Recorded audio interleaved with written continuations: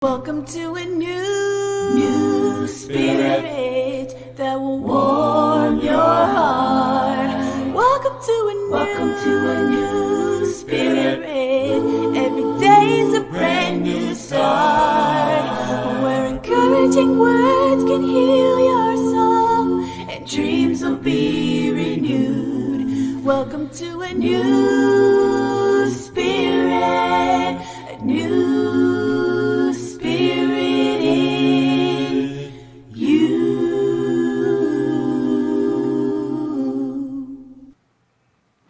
Protein, Prozac, and people. Welcome to the New Spirit Radio Show by the Society of Novus Spiritus, founded by world-renowned spiritual teacher Sylvia Browne. Today's date, I wrote it as February 16th of 2022. Yep, that's what my computer's telling me. Coming to you live from California, both NorCal and SoCal are your hosts, Reverend Tom Bigley and MIT Catherine Taylor, playing audio segments we call Messages from Spirit. Why? Answering the ultimate question, why are we here and what is our purpose? These segments are recorded trance sessions from Francine, Sylvia's spirit guide. For new people, Sylvia was a full trance medium, which means Sylvia contracted to let her and Francine's essences exchange places in Sylvia's body. And we think of our body as being similar to a car. One driver gets out and another driver gets in. This allowed Francine to share spiritual knowledge with us directly from the other side. On occasion, another master teacher and healer, a guide named Rahim, would exchange with Sylvia and present us with spiritual information as well. Francine and Rahim shared directly from sources like the Akashic Records, Mother and Father God, our spirit guides, Christ, and many others. And meanwhile, during trance, Sylvia would sit on a nice bench in a rose garden on the other side. And here are our hosts, MIT Catherine Taylor and Reverend Tom Bigley. Hey, how do Tom, the other way. We got to go the other. There we go. Slap hands. Sorry. We're not coordinated because you're hiding behind my script here. So sorry about that. Oh my gosh. Hi, everyone. Yes. Welcome. Hello. We are here. We made it. Let's see. So a quick agenda. How did we use Novus philosophy? Let's see. Special prayers. We'll talk a bit about special prayers. We're going to have trance segments this evening and some fun special stuff. We'll do a meditation. We'll have closing notes. Check out the novena. It's a special prayer that we provide for everyone to share and get involved with. Then we express appreciation. We have prayers by Sylvia, a prayer by Sylvia. And then we close with our favorite song, Mother God. Let's see. So what do we like to start with? We like to start with how did you use Novus philosophy? Are we going to do Rochambeau or are you going to select? Let's do Rochambeau. Okay. Let's do it. Okay. Now let's do 1, 2, 3, then rock, scissors, paper. That way I think we're going to be, or should we just do rock, scissors, paper? Sorry. Rock, scissors, paper. I got paper. You got scissors. You win. Okay, I'm nominating you to go first. Oh, okay. Okay. Yes, I wrote notes and my phone has since closed me out of it. So awesome. It's my favorite. What, getting closed out of your phone? Yes. I had this ready. Let's see. Oh, first I had a little bit of trivia I wanted to share. Before I get into my notes, it says an interesting fact about Moses. He had the first tablet that could connect to the cloud. So did you get that? Say it again.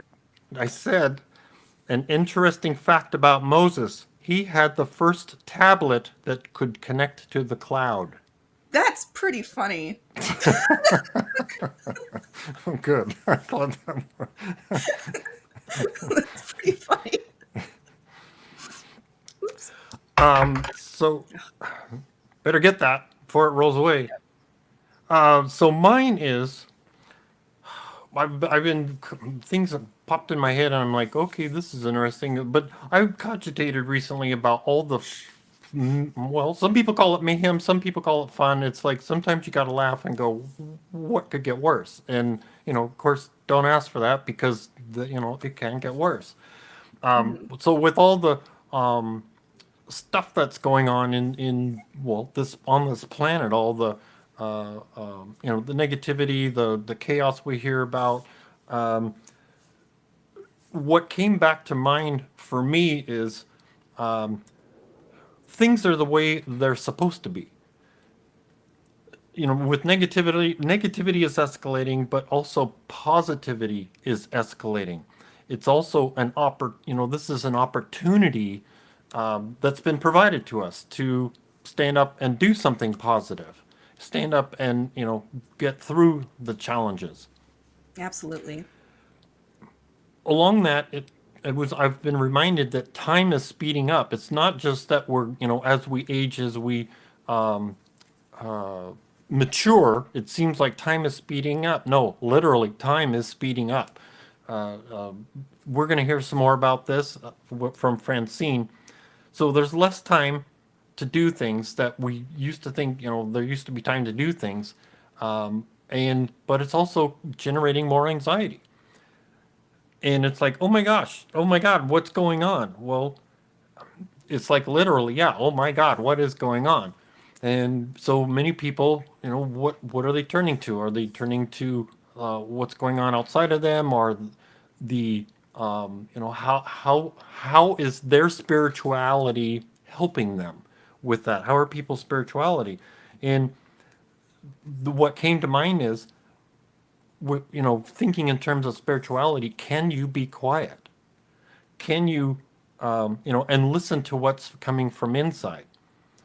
Getting back to our basics, our simple basics are, it's cementing our emotion and intellect, and Sylvia's mind theory, the upside down pyramid with the wide end facing up, and the pointy end facing down. And that's, we're just asking to be connected and open to our spiritual side of us, and how do you say, minimize our connection to the physical plane. You know, another way, or one of the analogies that's thought of is, uh, be above the body. Don't be of the body. Be above the body. Picture our souls above the body, so that um, the the um, the physical energy doesn't, how do you say, affect us so much on a spiritual level. So it's been about quieting the mind. Hmm. That's my 25 cents. I love it. That's, I think we have some overlap because I ended up watching, I've been on this huge kick lately. I've been watching just documentary after documentary after documentary. I've just been binge watching documentaries nonstop, and I Uh-huh, ran fun. across one. Yes, and I ran across one on and it ended up being about a guru named Bhagwan or Osho. I Mm-hmm. don't know if you've ever encountered this person, but it was really piqued my curiosity, and so at the end, I decided that I was going to try to see if I could get an astral experience and get out of my body, and go just see if I could like meet people on the other side who had encountered this individual. And I know that I got out, but I don't remember.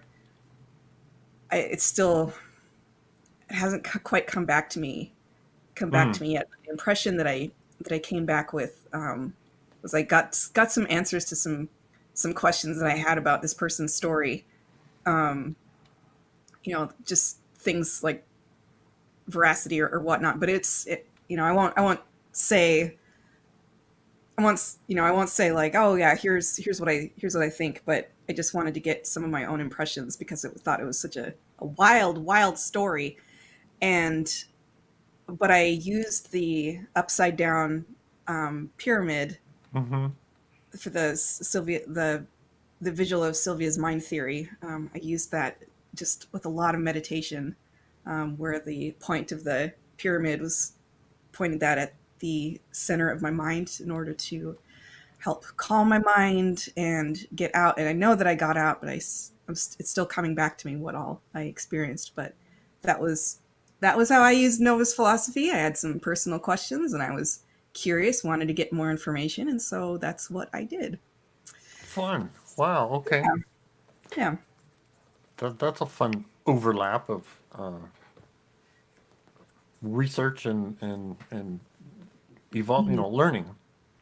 Yeah, and I see some just glancing off to the side over to where chat is. Someone said they hadn't had much success in astral travel, and one of the things that Francine said is to visualize your feet actually going like stepping onto the tunnel, and really try to feel each one of your footsteps and Hmm. reach out with your hands and Mm-hmm. feel the tunnel and feel what it feels like, and then visualize it.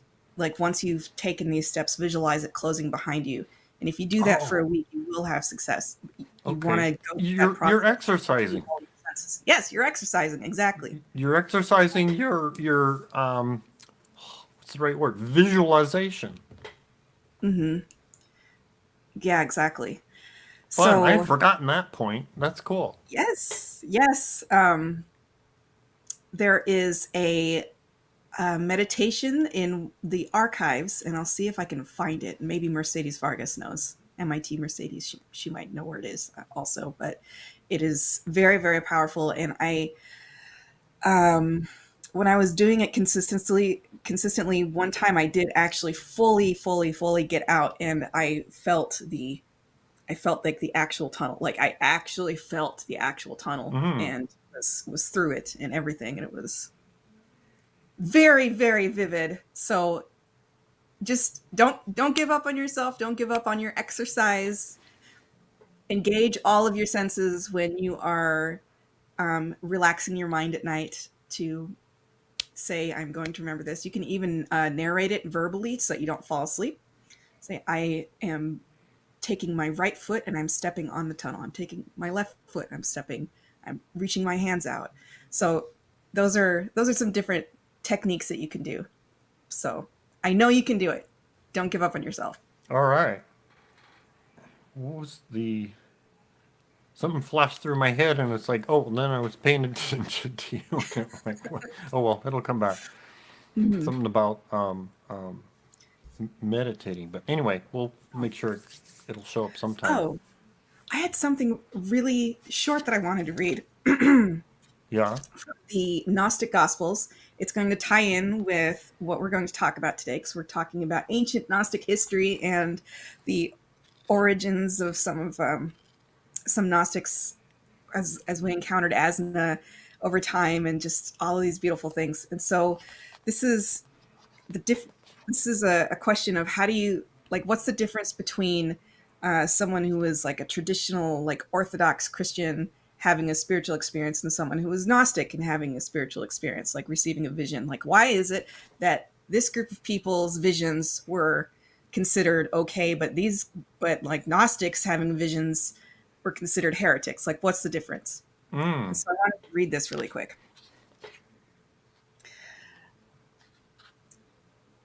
The Orthodox Christian believes that one and only truth comes from the apostles, which is handled down by the church.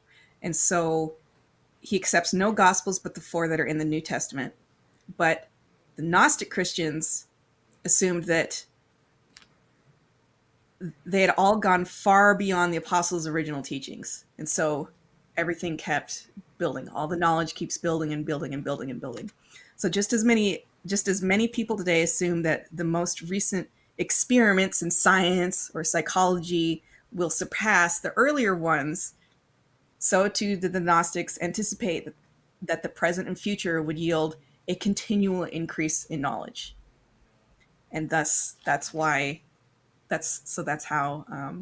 Gnostics viewed spiritual experiences as always building and Hmm. always more and more and more, rather than it being just from the Fine. apostles.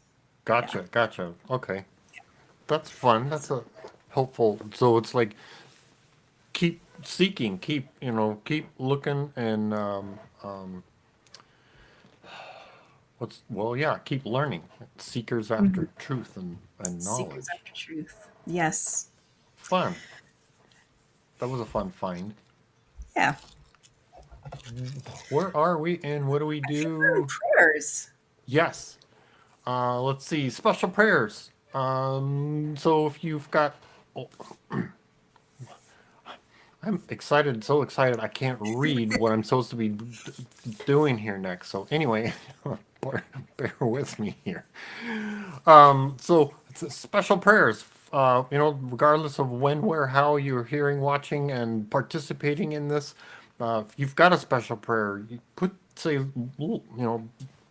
out a petition in some form, or just say it out loud, and or you can write something on the website, novus.org, to the prayer chain, and we are all going to participate together here in a moment and put out our energy to express, hey, get someone out there to help with with everyone that's in need. So let's see, and visualize if you've got something in particular that you are concerned about.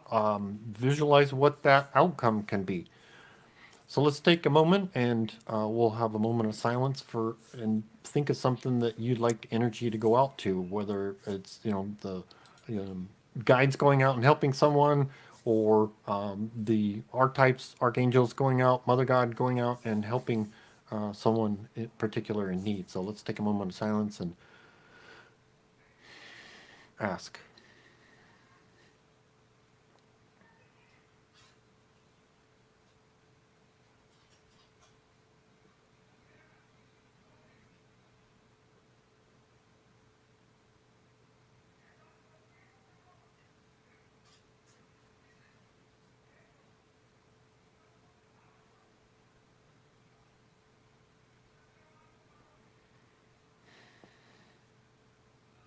Amen.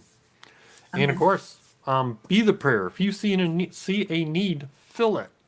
Help out when you can, where you can.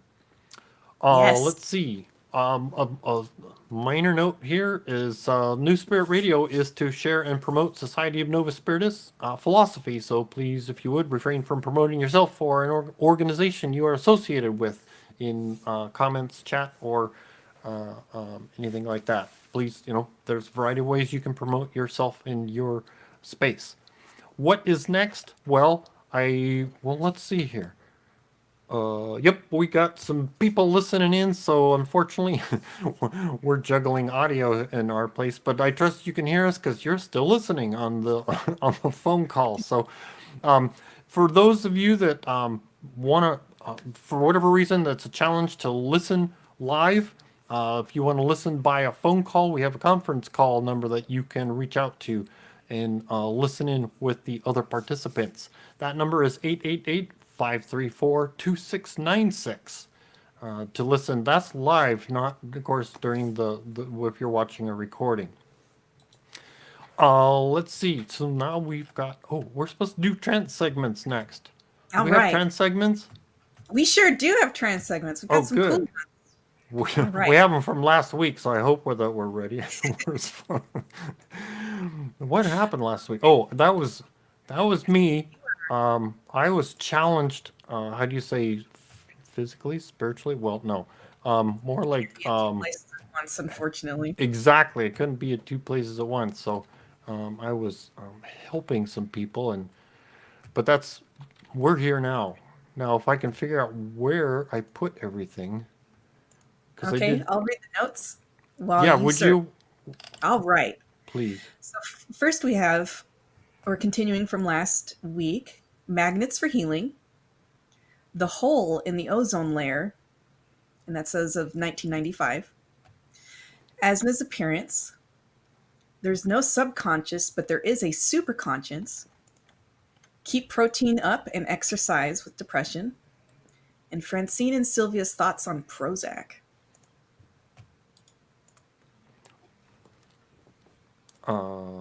Okay, here we go. Take notes. Yes. Like the little magnets that they make for healing, they have the north and south polarity in the same small magnet, so you don't have to worry about it. That's right. It's much better. Much better. It makes it easier. Yes. Were your saying that Mother God is going to appear soon. Is she? When I was at Sylvia's church, she told me, or something told me, that I was going to appear before long. And I thought just, oh boy, what a glow. Yes. And now is talking about is Mother Nature putting so much rain on us, trying to seal that hole in the ozone? Mm-hmm. Absolutely, trying her best. Trying to put the moisture yes, back. the moisture back to heal and then we keep sending rockets up that just tear it up again. Yeah. How much has it sealed? Is it closing up any at all? 1/5 of it sealed, which is pretty good considering that, yes. Yeah, thanks. So you mean the expansion is stopped? Yes, the expansion. The runner is bigger and bigger and bigger. The runner is stopped. It's like somebody put nail polish on the runner. The only reason I know that is because I've seen Sylvia do that. Where will Mother Ashra? Yeah. She will probably appear in your church. Yay! So you're not going to have to go to Portugal or. In what way will she appear? As herself. We will just be able to see her like we're looking at her? I think probably you'll see her probably as an outline golden glow. And then I'm ready. then you might see it even become more, as each time goes by. General question about using the star tool in meditation. Right. I specifically have a problem with guided imagery when someone says see the star. I don't really see the star, I think of the star. It's all right, same thing. That's the same thing? Same thing. Same thing. You think of the star and you know what a star looks like, you're already there. Okay. Yeah, you don't have to have it right there in your head, really. I mean, you know what a star looks like. I think people have the wrong perception of what realistically that everybody's supposed to see it in 3D glowing color. Yeah, that's what I want. Francine, in trying to get our guides to have, to be able to hear our guides, let's say, and then asking for such, and continuing to ask for that, will it be long before we actually attain that level? No, not long at all. And I think what you've got to realize is you are hearing them. I know what you want. You want the clairaudience, see what you'll come, but you are hearing them. I don't see anybody in this room that isn't. I think it's just because you don't get sometimes a verbal. Right. Francine, thank you so much for this. I was afraid. I always have a really hard time meditating or anything, and I called on everybody. I called on Rahim because I figured he's in the neighborhood. Yeah. I'm still vibrating, but the one thing that I couldn't put into words earlier was that when I visualized the star, it became sound, it became music, it became everything just coming. And the native, when I said I experienced the native, I heard the chanting and the drums. Oh yes, it comes from such ancient times, and you could pull, there again, the morphic resonance of memory comes through with it. You're very well. I heard the sound too. Yes. On the star, is there some built-in safety thing there to keep you from getting too much? Because mine, after a brief time, wouldn't shine on me anymore. It just kind of flopped off. I honestly have never heard of that. I honestly have never heard of that. It was like it was there. I was trying to look at it, and it wouldn't be still. It would try to focus off to some other place. Maybe it's trying to find you. Maybe a lot of times you are in a very discombobulated state, and maybe the star is trying to give you a symbol of that, but it'll eventually land on you. It will. Maybe it's trying to figure out which side to go, left or right. Okay. Yes. Francine, a question about the basic self. By chance, does that equate with the subconscious? No, it's much more powerful than the subconscious. As you well know, and Sylvia and I have disagreed very heatedly on things, one thing I do agree with her, that there's no subconscious. Okay.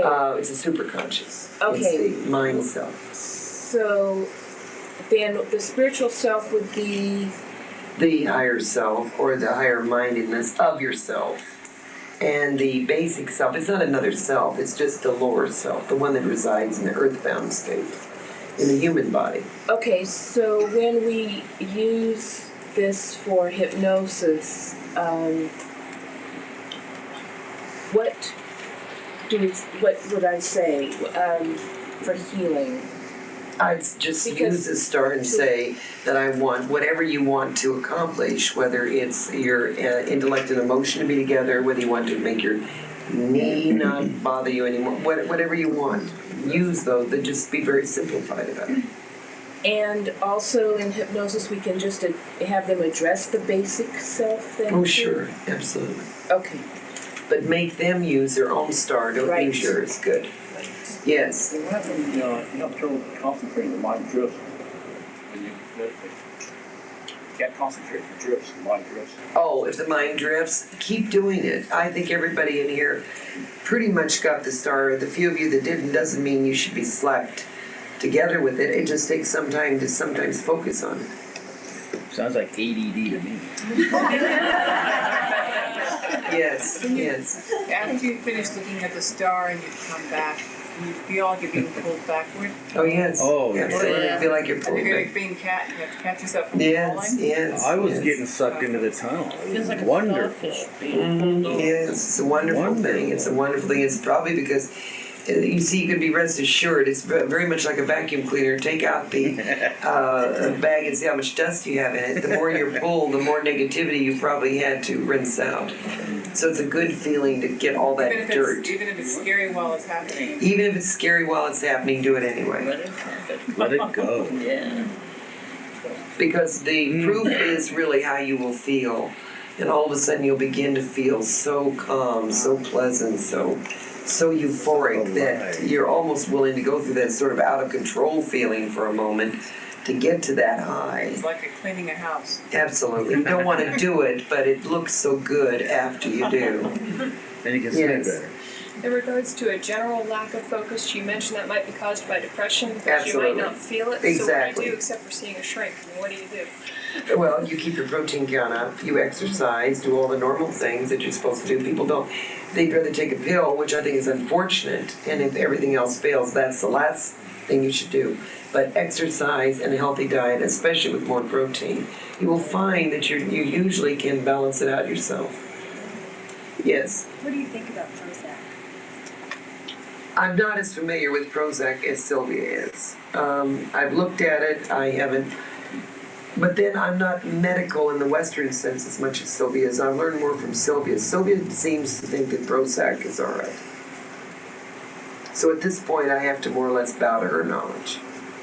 She seems to think it's all right because she has a very fine argument about the serotonin liquid in the brain. She also believes that it should not be used except in very, very definite circumstances, dire. Because it's like any medication, it's given out too freely. It's just handed out like toothpaste. It's very much like we know for a fact if you use penicillin too much when you get a very severe... somebody has told me that they think they've got a hold of Celeste. Holy moly! He wouldn't tell me. Oh my. That's great. Holy, yeah. Well, she's back already, huh? Whoa. Well, let's bring her out so she can... Yes, we need to see her. Finish.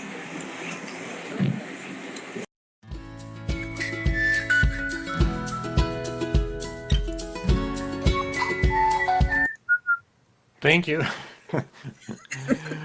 I was debating on keeping that piece in, but that tail end was about Celeste, Sylvia's mom, had passed, and friends at that moment, and oh wow. I don't recall how many times or where or how, but it's Francine has mentioned that her mom was well, even Sylvia, that she's was a dark entity, and that's where the comment probably was that, oh, she's right back in again, because when dark entities don't hang out on the left door, they Oh. come right back in. It wasn't about suicide. It was about that's what happens to them when they go through the left door. They don't wait. They don't hang out. They're right back in again. Do something else. And Oh, wow. so anyway, that was um, what I recall is that was just her time to go, as it were. Sylvia had taken care of her mom, had her in the house, kept her, fed her, and so on, and as the health declined over time, and just as she took care of her dad, she took care of her mom too, and until she passed. That's shocking that that was that fast. They said that she Oh yeah. passed away and is already back in again. That It- is shocking. That is so fast. well, but Wow. that's what I recall from um, uh, that's what happens. Dark entities, dark souls, they don't hang out. They just recycle back in again. And I one of the trances recently, Francine was talking about how part of their misery is they hate to go back in. However, some of them do drool at waiting to come back because they know that they're going to. This is their place. This is their fun house, as it were, Mhm. to go and do and advance themselves. And so, um, to my understanding, that's one of the reasons they're not so objective to suicide is because they know where they're going. They're coming right back here. Right. This is their place. This is their playground, as it were. Mhm. So And yeah, again, mhm. And again, we're talking about soul color, not skin color. We're talking about when we talk about dark entities, that's who we're talking about. The people who are like Charles Mansons of the world, very, very, very unequivocally sociopathic individuals. yeah, So, yeah. just to be clear, And um, you got a point? Let's share your point. I was just glancing over at the comments section. There were a few things that I wanted to say. Um, So Aaron asks a question: Are dark entities about the same amount as white entities in the course of the entire universe? Absolutely not. There are billions and billions and billions more white entities than there are dark entities. But on this planet, because this is such a difficult school for all of us to learn from, the split is about 30% of the 30% of planet Earth is white entities, and the rest is gray and dark. So that is So a hot 30, 30, mess. 30. Yeah. Yeah, 30, Well, 30, 30, 33, 33, 30, 40. 33. Yeah.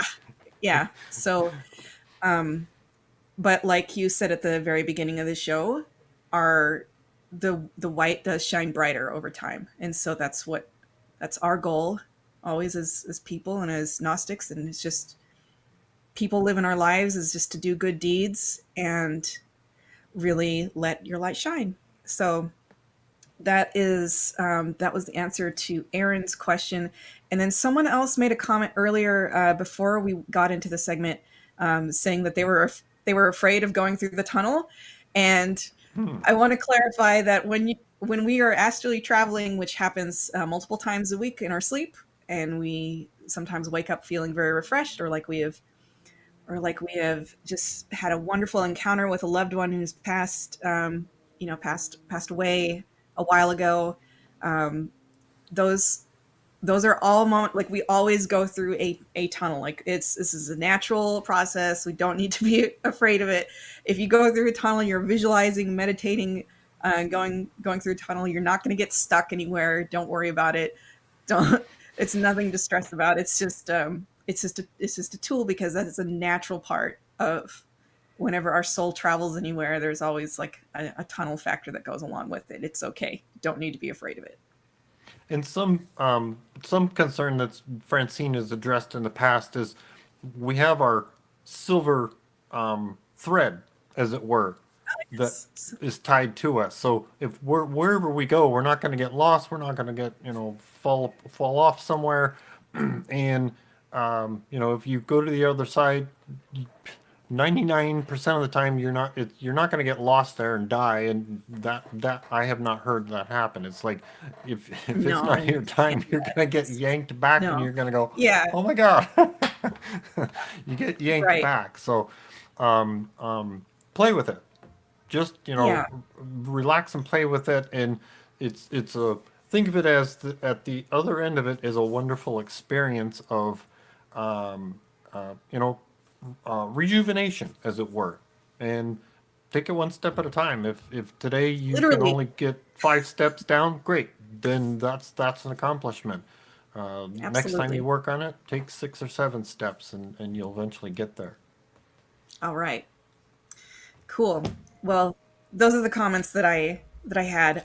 But I have a question for you. Have you been using the Star Tool meditation that we've been learning about? The I have a actually little there's bit. yes, actually, yeah. Sorry, I keep Cool. because I was just doing a meditation today, but it wasn't the star meditation. But yes, I have used the star meditation, and every day, when I brush my teeth, I've been sticking a star on a tooth over here that I've been asking for Oh, help with. that's good. That I've been, how do you say, stressing over. Well, Mm. no. I've been stressing and causing issues with the tooth. So I'm asking for 2 things. One, de-stressing, as well as healing that tooth till I can do something else with it or about it. Yes, healing vibes your way. Thank you. Thank Definitely. you. Mhm. And I've been calm. calm. Mental Yes. mental and emotional calm. I'm Yes. trying to do more. I'm how do you say, overachieving, or trying to overachieve, worried about getting somewhere and it's like, oh, I've had to really settle myself to say, okay, I think I'm doing okay, that I don't have to be so, not hypoallergenic, hyper anxietic, as it were, to Yeah. feel I've got to get stuff done. Um, One step at a time. yeah, that's, I many times got to remind myself of that. The Mhm. I was the what was it? Francine mentioned about Azna showing up at church services, and I personally had not experienced it myself. I'm sure people that were there, some people do and some don't. And even at trance, when what is it? Francine or Rahim would try and I don't wanna, sorry, the wrong word is expose themselves. The right word is to show themselves, on a spiritual level. Um, um, I never saw it, but some people have said they had. So I'm not a good barometer for that. However, on one occasion, Francine I recall her saying that Asna also had showed up as a little old lady at church services once, and I thought, why in that form, not just showing up. And it's dawned on me that, being in a physical form, to my understanding, you'd be actually physically experiencing the event, being there, versus just showing up in spirit form, having the human connection of what is it like to be there. So I thought that was, but that I didn't, I didn't see the person either. So that's, oh well. Too cool. Any other? Oh, nope. That's all my notes. I'm good. I think we can go to the next segment. What do you think? All right. All right. What's it about? It is about, we have a new segment, and this is Oh yeah. the date. Yes, the date on this is August 28th, 1995. So, I'm going to be talking about ancient Gnostic history. Ancient goddess of the Israelites was named Ashra or Azna. Our origin is 7210 BC with the Essenes. Ancient people didn't understand women's reproductive systems, so they feared women. That seems familiar. Yeah. That seems familiar. So we're going to hear about the virgin birth, and how that ties into the virgin birth. So Good. they were afraid All right. of women. Didn't understand things. Notes. There was a very exploratory and valid, I think you will call it a response to some of our belief systems that was on a televised edition the other night. It may seem strange for you to realize that I cannot focus too well on television. The reason why I cannot is because I see it as dots. It is dots. Later on, when Sylvia was by herself and asking me about this television show and what she remembered of it, it is absolutely 100% true. It is where we get the name of Azna, because the ancient goddess of the Israelites was Ashra, and interpreted was Azna for, let's say, your colloquial region. We have some scholars that believe that her name was originally Azna, but that in the Aramaic it came down as a more, what should I say, disintegrated version and became Ashra. But the original was Azna. But nevertheless, it's close enough. It certainly preempts Theodora, Sophie, and some even call her, yes, Isis. The interesting thing to note, it labeled and produced itself to the archaeologists as being over 7,000 years old, which of course dates us to 710. 7210 or 7010. It's give or take 200 years. The amazing thing about this is in the earliest of times, in the Israelite and the Judaic culture, was the Essenes. Long before Judaic, which is dated 3500 BC, before that were the Essenes and the Gnostics. Either or. Gnostics was a word given to Essenes later on by the Greeks, which of course means seekers of truth. Ashra, or Azna, was their primary creative force. She was, at best, not only the consort or the parallel to the male god, but also the first created force before the male god.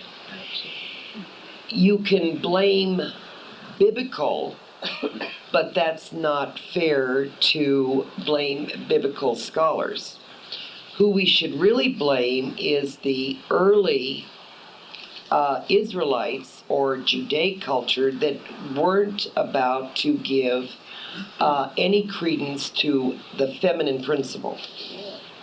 The reason they did not want to do this is very valid in their approach, is because women were feared by males.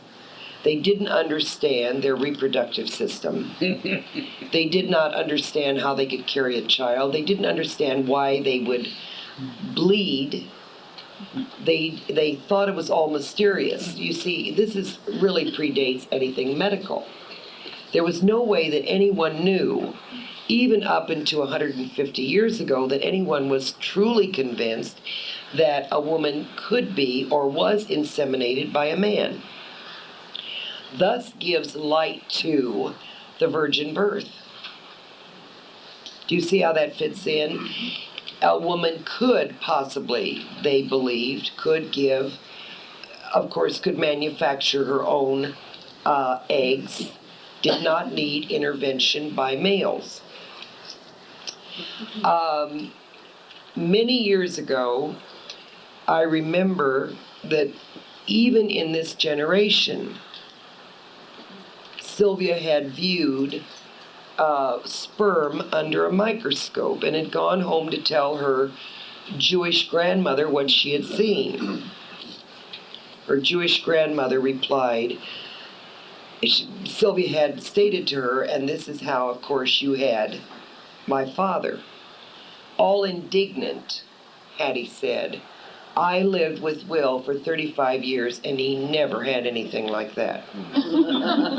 So this is within this generation. Take it back 200, 300, 400 years, you can see why this all interconnects. Not only could you possibly have a virgin birth, but certainly the man was not of any use. So they thought. The let's say the early Sanhedrin, or the ruling body of Judaic, and this is not just to pick on the Judaic culture, because if nothing else, they were the ones that began to worship in a very monotheistic way, is they did this out of trepidation. So we have to give them some leeway, not just out of spite, but they also were very, very concerned about the women's emotional temperament. They didn't understand it.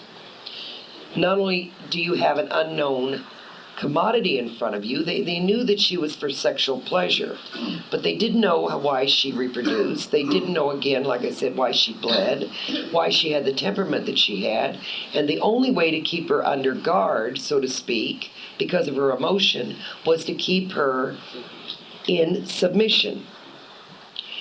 Let's not blame them, though. This goes right across to Asian communities, early European communities. This goes right straight across all cultures. But we have to give the credence to the fact that you've got to understand and not be too harsh on the founding forefathers of the early writings.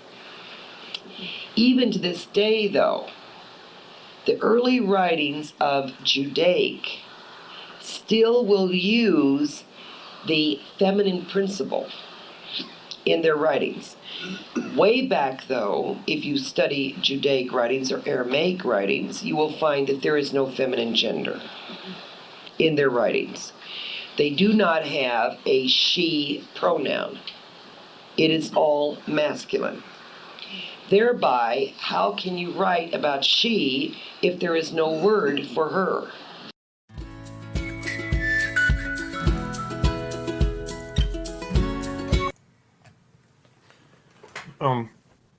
Fun point about if you don't have she in the language, yeah, it's, and that's an interesting point in many languages, that you know, they don't have specific kinds of words, and so you have to talk differently about you know, an experience or something. You're muted. I can help with that. Well, thank you. Yeah, how are you going to talk about it if you don't have the word for it? That's interesting. I didn't know that about that language. There's no word she. And I love the point of how recent we've learned about, you know, the science of reproductive, and it kind of boggles my mind to think of their perspective, you know, back in those days, not understanding the physical body and how things happen, and you know, why things happen the way they do. One of those, like, well, we know it now, but how you know, how do you experience things? How do you deal with things when you don't have all that, have the knowledge that we have now. But you know what? That's a coming back to that. That's one of the reasons why we do have advancement, is so that as we go through lifetime after lifetime after lifetime, it's different. We don't come back as we did, and because if we did come back the same way and all the circumstances were the same, we come back into life again, we go, oh, I recognize this, and then there's no lesson.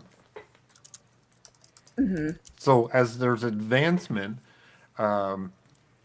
technology, knowledge, wisdom, and so on advances, that creates new scenario, a new place for us to come and experience for, our lessons.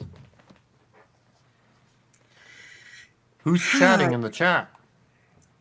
We had some questions I needed to clarify. So the Gnostic movement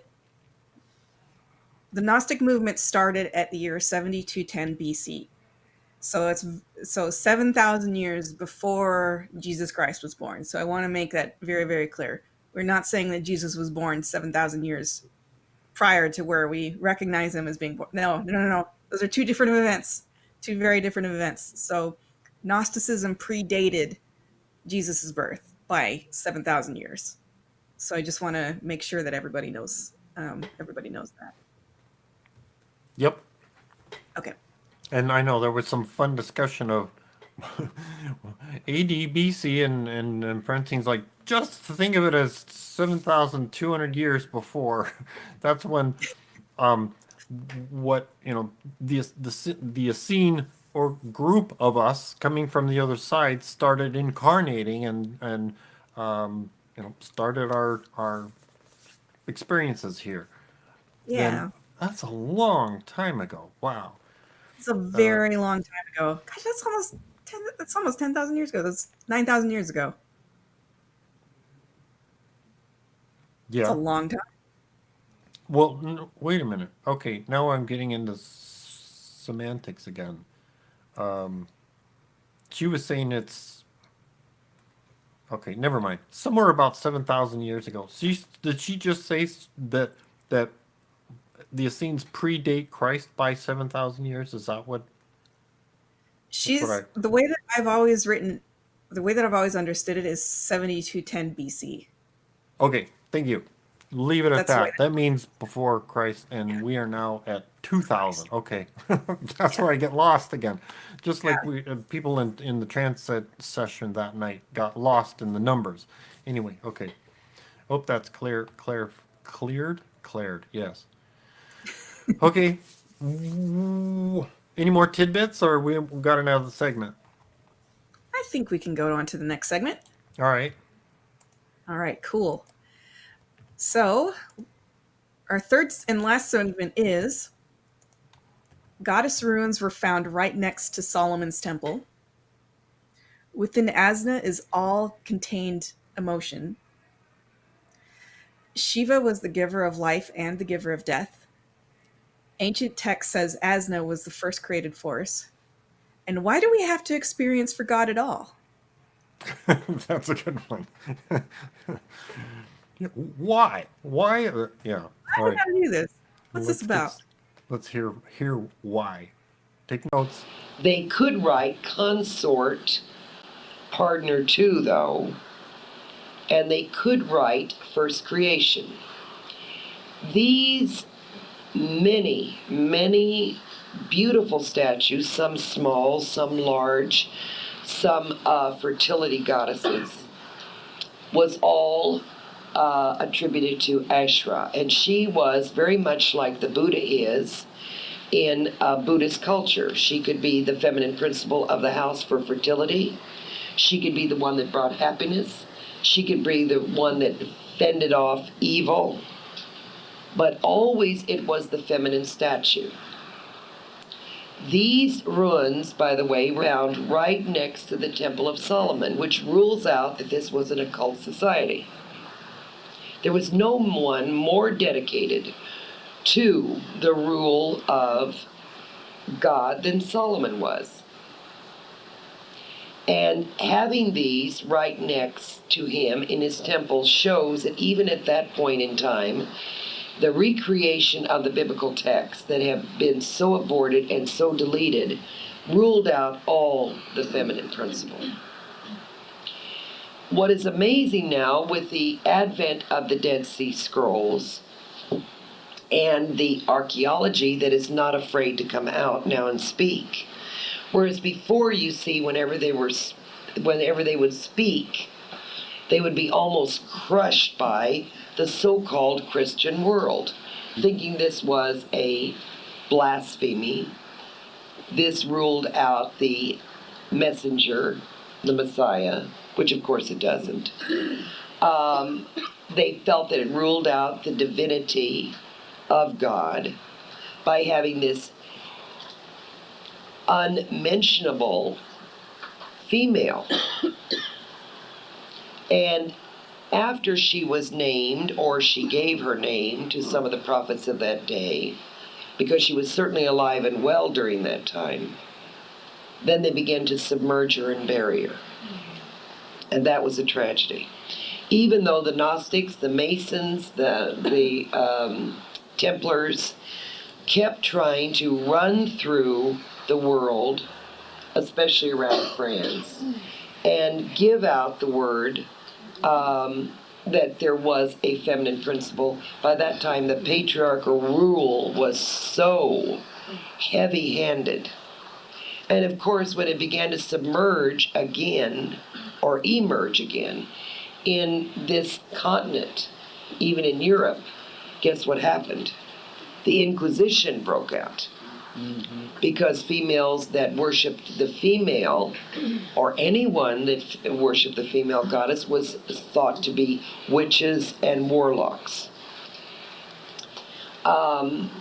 You can see why she stayed buried so long, because all types of horrible things were attributed to the belief in the mother aspect. It meant that you were demonically possessed, that you contained many mysterious occult practices, which was so wrong.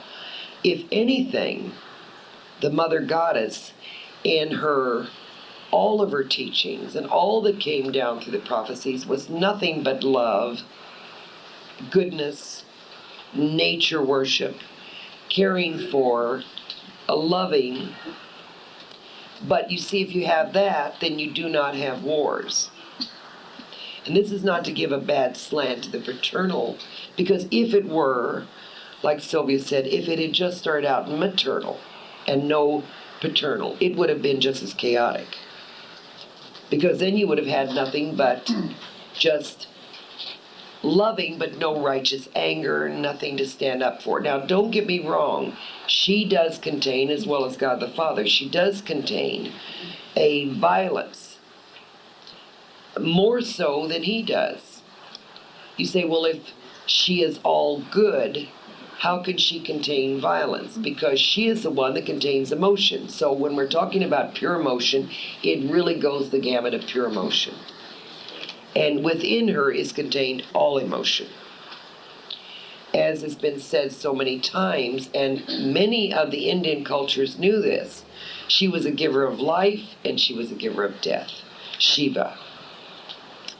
All cultures. So when someone says, where do you get the idea that there ever was or ever could have been a mother goddess, mother god, you say to them with all knowledge and written material and authenticity that history proclaims her as such.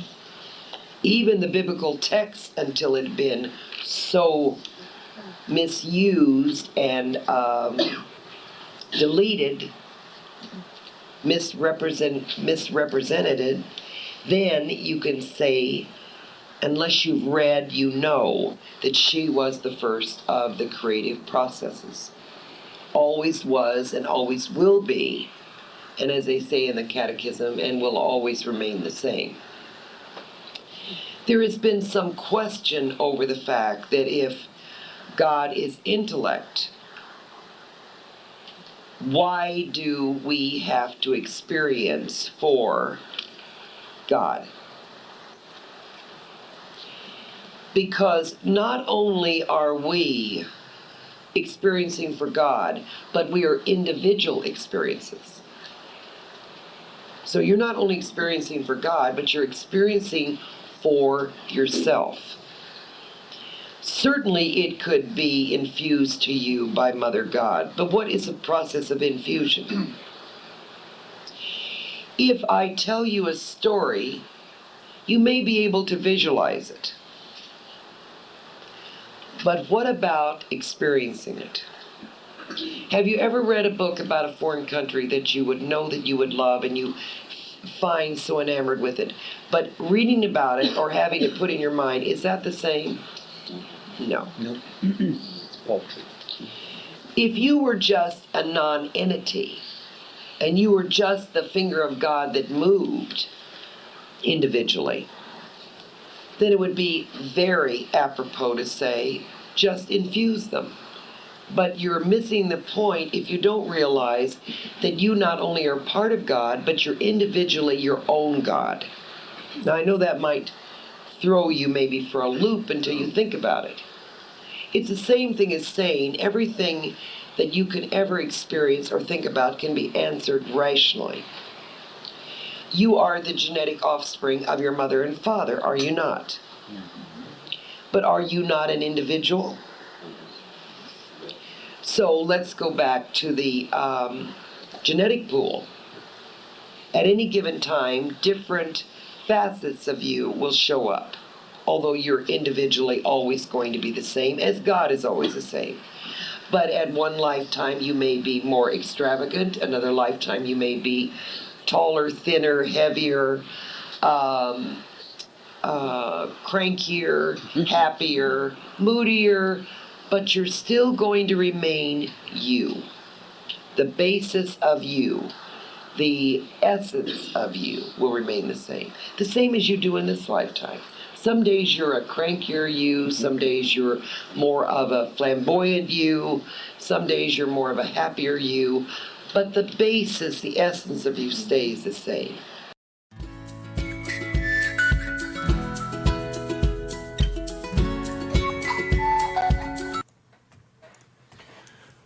That one, when I first was hearing that, why are we experiencing for God? Why? And it's like, if it doesn't make sense to you, go back and listen again. But then the next thing that came to my mind again was, it's like you can read a story, as she said, she analogized. You can read a story, but it's not like being there. It's not like going through the experience. So listen again, and if it hasn't sunk in or hasn't given you an epiphany, listen to this again and ask your guide to, how do you say, massage it, embellish it, give you ideas, or why. Mm-hmm. Absolutely. I have split attention because I just saw a question on the chat that I wanted to answer. Jesus was born in year 1. Just think of it that way. Jesus was born in year 1. So 1, 2, 3, 4, 5 is like that's where our calendar starts. So don't worry about trying to figure out if Jesus was born on a different date. Then, with regards to what you were saying, Tom, I think about, when you're listening to someone tell a story and you're wondering, like, man, what would I have done in that situation? Like, that's the reason why we do experience anything. It's like, what would you do in this situation? Would you want to fall in love? Would you want to try traveling to new places? Would you want to try opening up a new business? Would you want to try being a better friend? Or would you want to know the excitement of breaking some rules and being a rule breaker? Skydiving. Skydiving, yes. There's so many different things, and a human soul has so many just infinitesimal nuances. And so I think I recall the trance as saying that it was like 60-70% of our experience that we go through is because of our love for God and saying, God, I love you this much that I'm going to go through these experiences for you so that you can understand your own creation. That's a lot of experience. That number surprised me. I remember when I heard it, but in addition to that, like the more that we learn about ourselves, the more we understand God, and the more that we understand God, the more that we understand about ourselves. And so it's just this flower that just keeps blooming and blooming and blooming. And so it's a beautiful thing to experience, just experience, period, as you know, as is. But it's even cooler that we are in the driver's seat. There isn't someone saying like, oh, you are fated to do all of these things. Like, yes, stuff is charted, but you are still in the driver's seat. You can have, as Francine has explained, that in a chart, when you get to a crossroads, sometimes there's as many as 20 different choices that you can choose. So you are in the driver's seat. You have the power and the option to control what experiences that you're going to do, like how you're going to respond to different experiences. So it's a beautiful thing. And, you know, I just think it's so cool that each of us with our incredible amounts of just Curiosity. curiosities, and all the different things that I might pick up on in this circumstance, but on a quiet day I don't pick up on it, or that you pick up on that I would miss. Like it's incredible, the complexity that God has, that He needs us to experience. It's just it's unspeakable. It's the individuality of each of us that creates that complexity. It's the, you know, going back to the description of Father God's emotion was splintered into what? How I want to say a bazillion because that's a lot. Bazillion pieces, and each one of those sparks is a piece of us. Mm-hmm. And so that each of us has a unique curiosity from Father God. And yes, I like you reminding us that 60% of what we're curious about is about experiencing for Father God. So we're feeding information to Father and Mother God. And it's that unique spark of, excuse me, it reminds me of where we come from. It's that unique spark of curiosity that we are expressing. And yeah, because there's a bazillion of us, there is a bazillion unique perspectives expressing that curiosity or trying to satisfy that curiosity. Yeah, and if anyone's wondering just how many souls there are in the universe, human souls, not talking about angels or animals or anything, just humans, us, there's a trillion, billion, million. That's how complex God our Father was, that He needed that much. A trillion, billion, million. That's number one, followed by 27 zeros. Hey, there you go. I didn't count that high. I figured it out. It's like, how much is this, Google? Help me out. It's one. Yeah, there's 27 zeros. That's how many people there are in the universe that are all individuals that God made. To experience for God. Experience for God. Yeah. So instead of 100, there's a trillion, billion, million. It's incredible. Fun. So God our Father. Talk about unique perspectives. Yeah. That's a lot of unique perspectives. A lot of unique perspectives, yes. And yes, we're here with people that oppose to our that want their perspective lived out, and we have our perspective that we want lived out, and so that creates the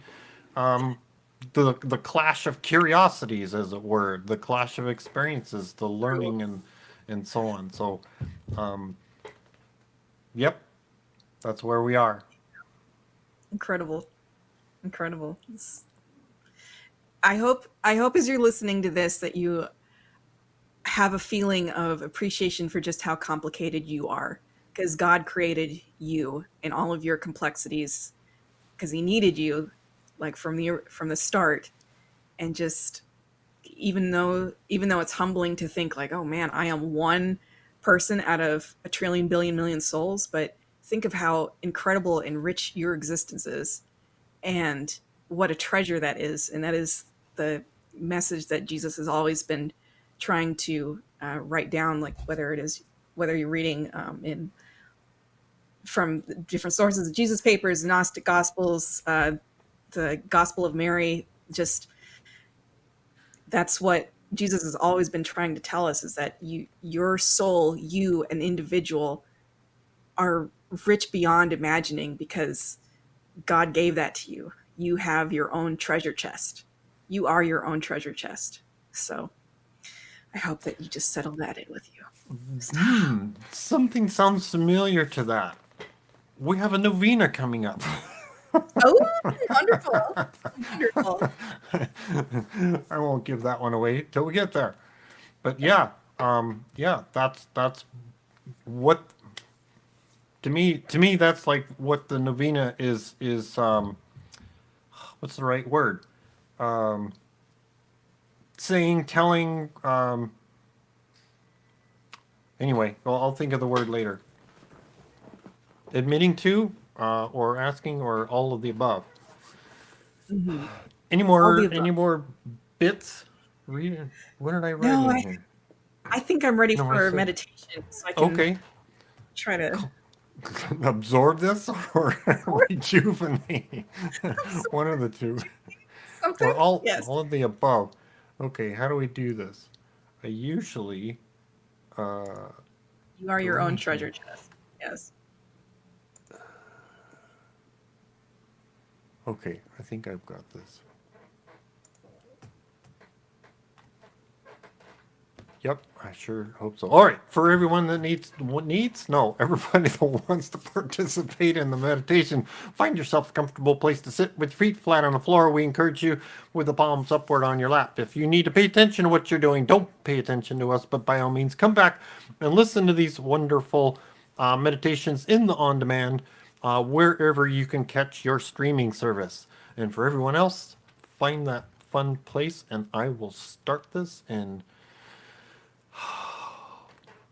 breathe a few times. Here we go. Find a comfortable place to sit with your feet flat on the floor, or a comfortable place to lay if you need to, and your hands palms upward on your lap. Now, to start relaxing the mind, body, and spirit, take 3 deep breaths and let go of any concerns of the day or the week or the month.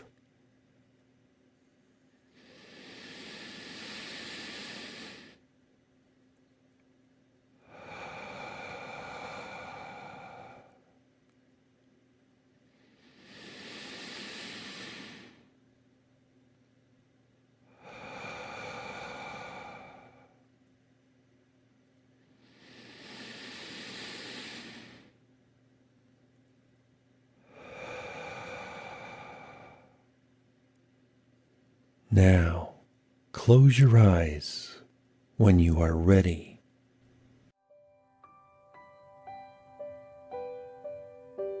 The tree of knowledge.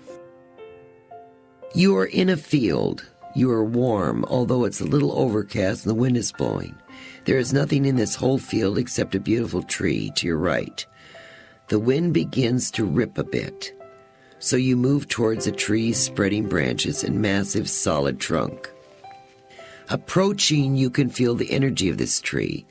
You move right under it and feel compelled to hug and hold it in the absence of any other living soul. Suddenly this tree, which has always stood for knowledge, becomes almost electrified. You feel as if the branches could enfold you. The branches, the trunk, and the spiraling leaves go upward toward God. And you know that you can meld with this tree of knowledge and search on your own. It will be the most magnificent search that you'll ever have. You're seeking your own spirituality. Let all your stuff fall away Any feeling that you ought to be poor, humble, or deprived, for example. You are not asking for any more than to simply subsist in your soul. Feel all your questions being answered because you are now quiet enough to listen. Just quiet enough to open up. Your meditation will now be profound enough to hear God's voice. My spirit guide, Francine, talks about how tragic it is that people do not believe that God has a voice, so they never tune in to listen. I feel the grace pour down over you and bring yourself out all the way, feeling absolutely marvelous. Better than you've ever felt. You have a feeling of completeness.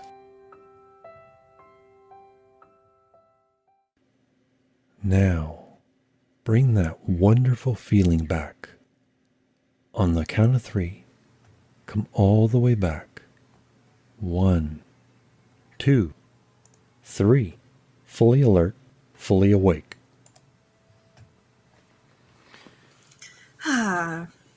Yeah. Talk about like shaking it off. Oh my goodness. That God has a voice. What is like, oh my goodness. Okay, well, if you have any questions about what we shared, feel free to post in chat or email us questions to cat@novus.org or tom@novus.org. And yes, I apologize. I have just recently read my emails, so I've had some wonderful accolades, and I want to acknowledge those. And Kat and I appreciate the acknowledgments, accolades, and you're welcome. We appreciate the listeners, both live and on demand. Show your appreciation for New Spirit Radio by sharing, promoting, liking, subscribing, and telling people about us. Check out our websites at novus.org, sylviabrowne.com, and chrisrightnow.com. Yes, we are on Facebook, or Meta, one of the two.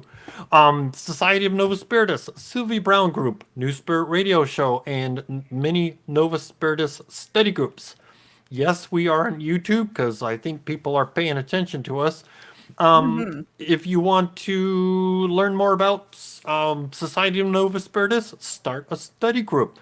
Get on the website, novus.org, and learn more about our philosophy.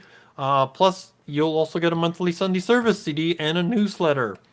Oh, let's see, if you want to donate and receive and donate instead of donate and receive, go to Amazon Smile, log in, and tell them you want Society of Novus Spiritus to receive your donations.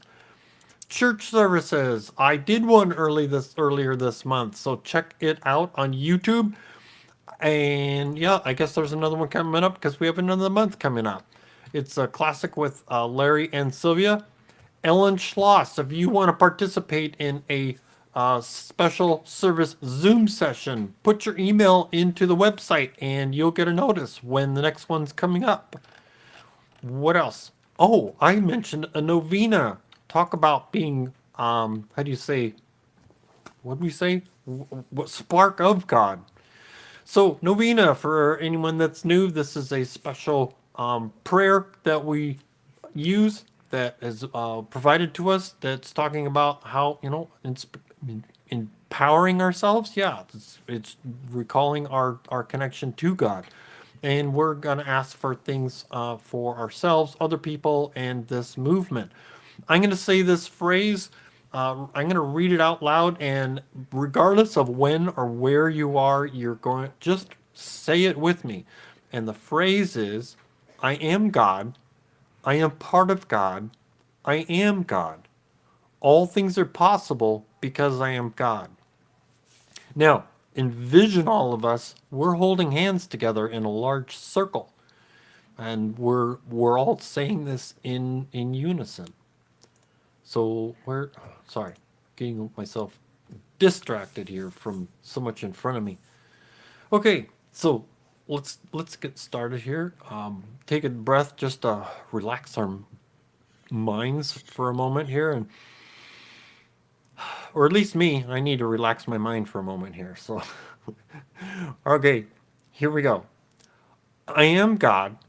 I am part of God. I am God. All things are possible because I am God. I am God. I am part of God. I am God. All things are possible because I am God. I am God. I am part of God. I am God. All things are possible because I am God. Now, ask for things for yourself.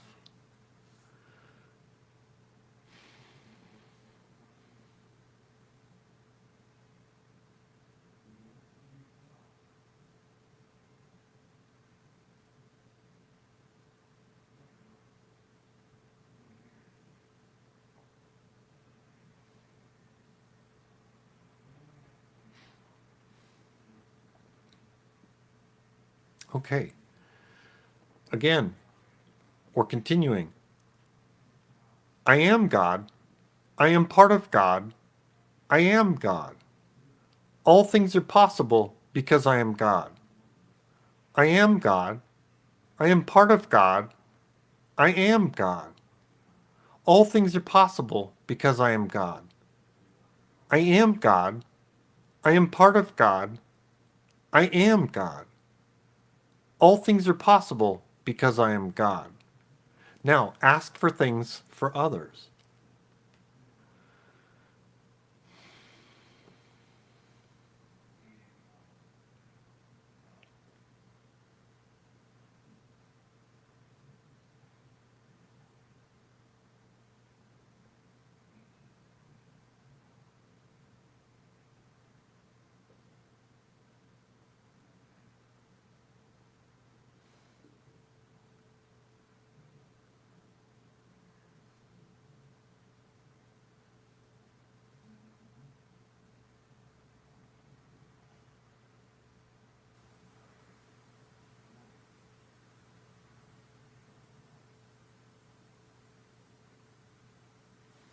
Okay. And the last one. I am God. I am part of God. I am God. All things are possible because I am God. I am God. I am part of God. I am God. All things are possible because I am God. I am God. I am part of God. I am God. All things are possible because I am God. Now, picture our light going out like a beacon for those others seeking this spiritual knowledge. Wow. And show your appreciation to Francine and Raheem for researching all of this wonderful knowledge. Sylvia for coming to this insane asylum in the universe to start this movement and for showing us how to get some peace of mind and grace while we're here. Of course, Azna for helping and protecting us. Father God for providing the most prestigious school for us to experience, learn, and satisfy our unique spark of curiosity. Bob Ingold for the beautiful graphics and helping with recordings. Sammy and Javon for the intro-outro music. For the show, writing, setup, hosting is MIT Catherine Taylor.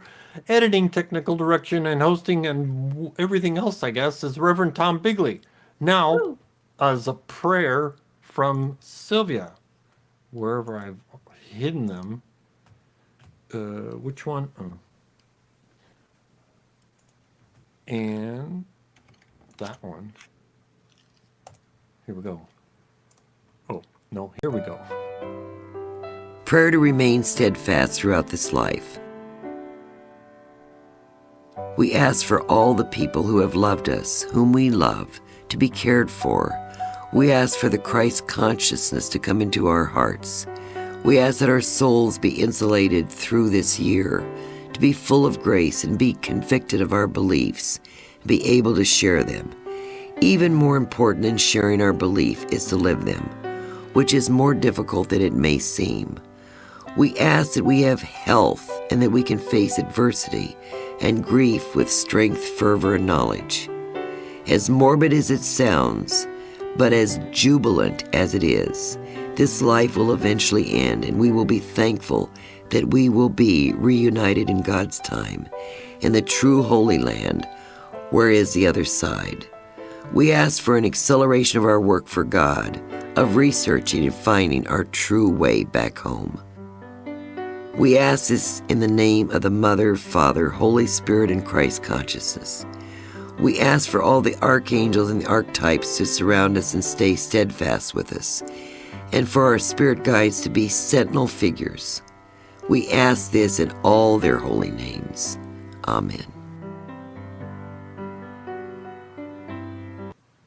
And with that, Kat's going to tell us. We love you, and so it chooses. If you bring forth what is within you, what you bring forth will save you. Good night. For so long we have ignored you, as if you were not there. All praise went to the Father. We were so unaware that through the years you've shed your tears for all the pain we bear. Oh, Azna, how we love you. Place no one above you. Always thinking of you. Bless your name. You are Mother God.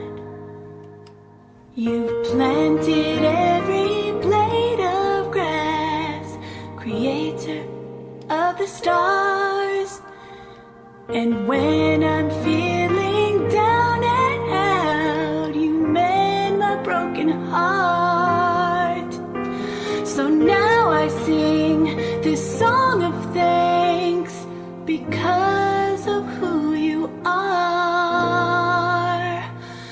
Oh, Azna, how we love you. Place no one above you. Always thinking of you. Bless your name. You are Mother God.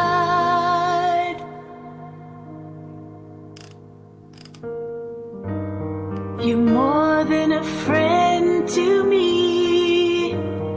You give me everything I need. In your peace you hold me tight. You are the bringer of the light. With no fear we boldly stand, because you hold this world in your hands. You are the truth, you are the hope and love we never knew. Oh, Azna, how we love you. Place no one above you. Always thinking of you. Bless your name. You are Mother God.